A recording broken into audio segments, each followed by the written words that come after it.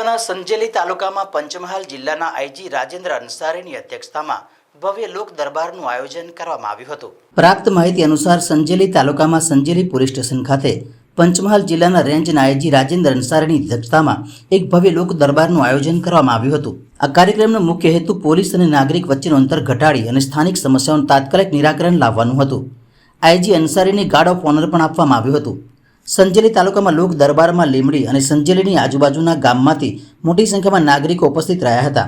આ દરમિયાન લોકોએ ગેરકાયદેસર દારૂ ધંધા, ખરાબ રોડ રસ્તા, ટ્રાફિકની સમસ્યા, કચરાના ઢગલા, મૂત્રડીની સુવિધા, પાણીની સમસ્યા, લાઇટની સમસ્યા, સીસીટીવી કેમેરા, ગટર લાઇન અને અનેક મુદ્દાઓ આજી સમક્ષ રજૂ કર્યા હતા। સંજેલી તાલુકામાં પોલીસ સ્ટેશનની માંગ કરવામાં આવી હતી। કરંબા, માંડલી અને નેનકીમાં નવી પોલીસ ચોકી બનાવવાની માંગ કરી હતી, જ્યારે કેટલાક નાગરિકો પર પ્રાંતીય વ્યક્તિઓ દ્વારા રાત્રે થતી ચોરી અને શંકાસ્પદ પ્રવૃત્તિઓ અંગે પણ ચિંતા વ્યક્ત કરવામાં આવી હતી।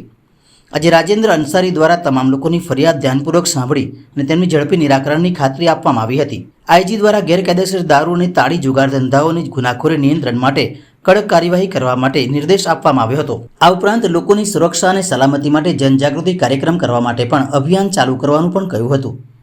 સંજેલી પોલીસ સ્ટેશને વાર્ષિક નિરીક્ષણ પણ કર્યું હતું, જેમાં પોલીસ મથકની કામગીરી અને સુવિધાની પણ સમીક્ષા કરવામાં આવી હતી।